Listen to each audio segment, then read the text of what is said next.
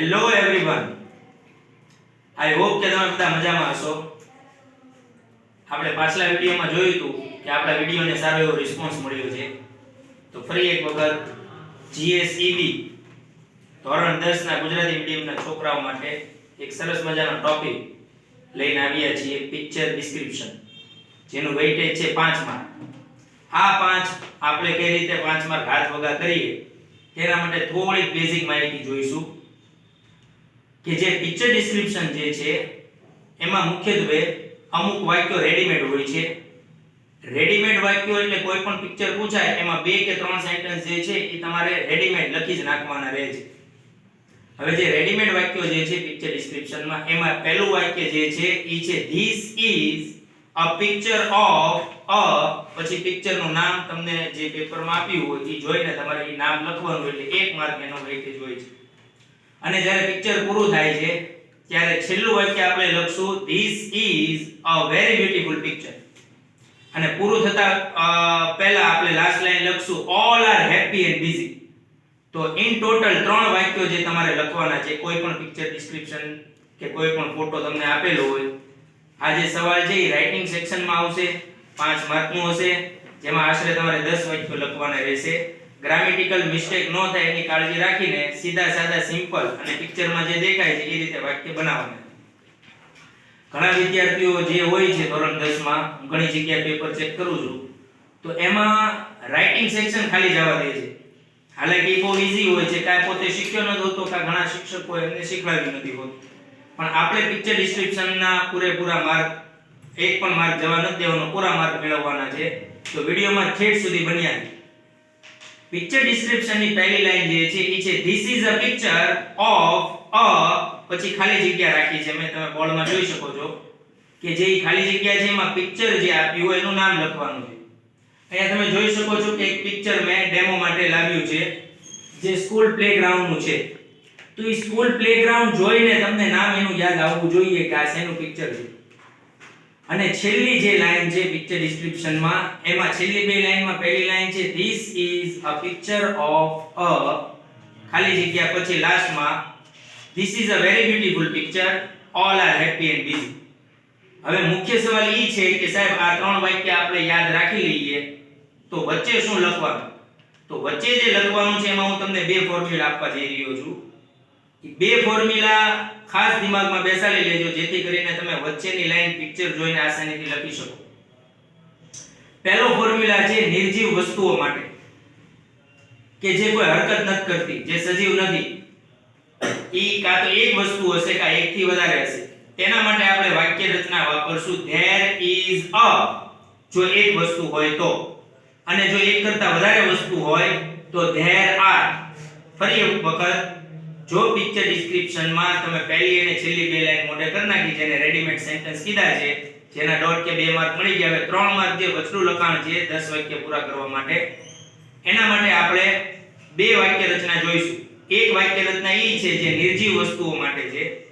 નિર્જીવ વસ્તુઓ કેવી? કે જે હલનચલન કરી શકતી નથી, જે પિક્ચરમાં તમને આસાનીથી નજરે ચડી જશે. જો એ વસ્તુ એક હોય તો આપણે there is a કરીને એ વસ્તુનું નામ ઇંગ્લિશમાં લખશું, અને જો એ વસ્તુ એક કરતા વધારે હોય તો આપણે there are અને એ વસ્તુઓના નામ બહુવચનમાં ઇંગ્લિશમાં લખશું. તો આ તમારું પહેલી વાક્ય રચના થઈ. હવે બીજી વાક્ય રચના જે છે ઈ છે સજીવો માટે, કે કોઈ વ્યક્તિ કે પક્ષીઓ, પ્રાણીઓ કોઈ ક્રિયા કરે છે.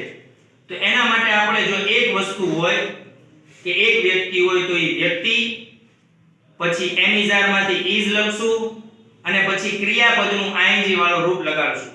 અને જો એ વસ્તુ બહુવચન હોય, સજીવો બહુવચનમાં હોય, તો એ બહુવચનનું નામ એમિઝારમાંથી આર લગાડશું, અને ક્રિયાપદનું આઈએનજી વાળું રૂપ. આઈ નો કે તમને થોડું તકલીફ પડી હશે સમજવામાં. ચાલો આપણે એક ડેમો દ્વારા સમજીએ.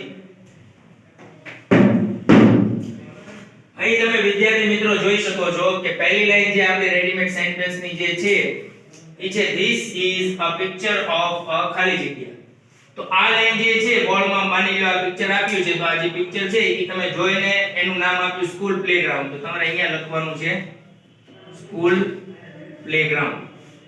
આ તમારો 1 માર્ક રોકડો થઈ ગયો. છેલ્લી બે લાઈન જે છે એમાં પહેલી લાઈન લખશું this is a very beautiful picture, કે આ એક ખૂબ જ સુંદર પિક્ચર છે. અને છેલ્લી લાઈનમાં આપણે કહીશું all are very happy and busy. હવે આ જે વચ્ચેના વાક્યો સાત એક વાક્ય આપણે લખવાના છે, ત્રણ વાક્ય રેડીમેડ લખ્યા છે. એમાં બે પ્રકારની આપણે વાક્ય રચના જોઈશું. એક કોના માટે? તો કે નિર્જીવ વસ્તુઓ માટે, અને એક કોના માટે? સજીવ વસ્તુઓ માટે. નિર્જીવ વસ્તુઓ માટે પછી બે વસ્તુ યાદ રાખવાની છે. જો વસ્તુ એક વચન હોય, તો એની વાક્ય રચના હશે there is a, પછી વસ્તુનું નામ લખશું. અને જો એ વસ્તુ બહુવચન હશે તો આપણે લખશું there are. આટલું કમ્પ્લીટ. હવે સજીવ વસ્તુ જે ક્રિયા કરે છે, પિક્ચરમાં તમે જોઈ શકો છો કે અહીંયા બે છોકરાઓ છે, ઈ વાતો કરે છે.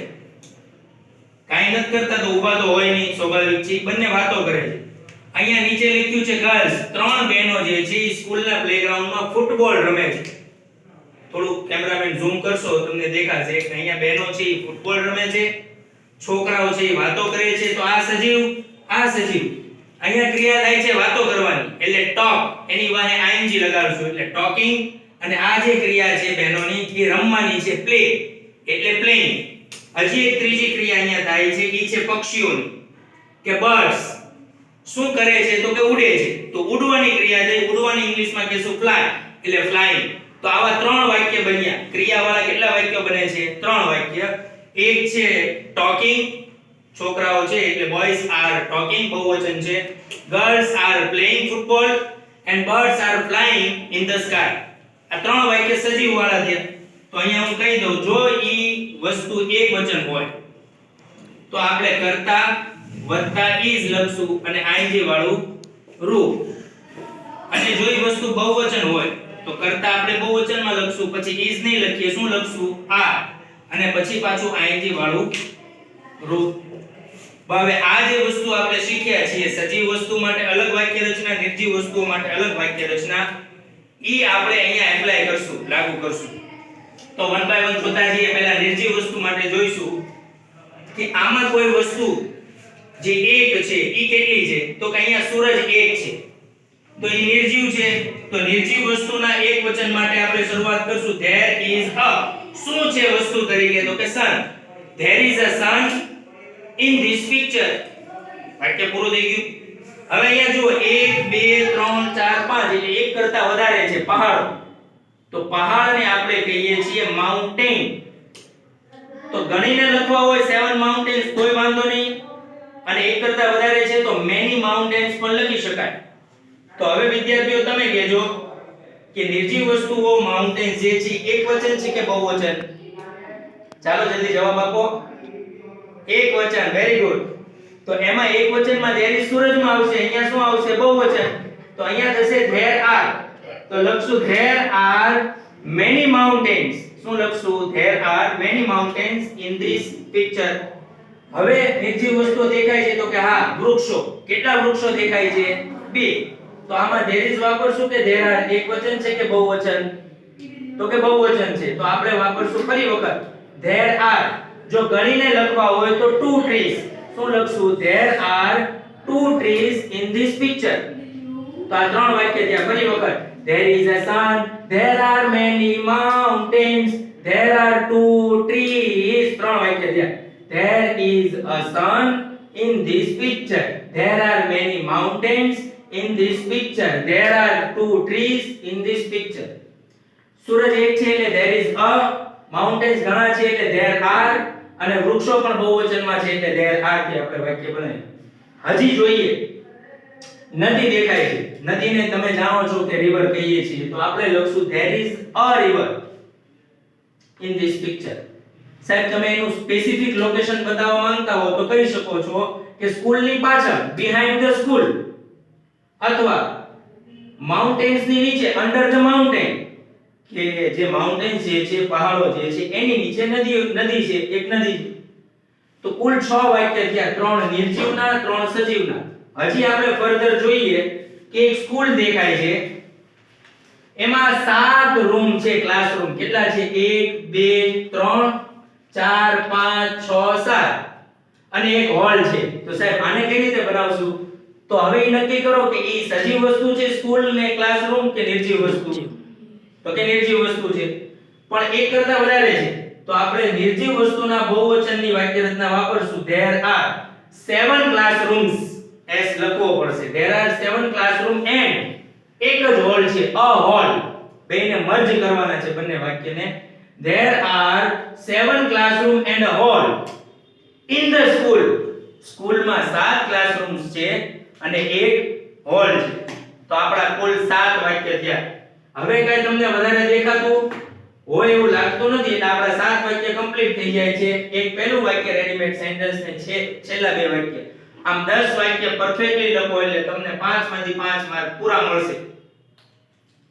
તો આપણે વન બાય વન લખતા જઈએ. નિર્જીવ જે વાક્ય છે નિર્જીવ વસ્તુ માટે, એમાં એક વચન માટે છે there is a sun.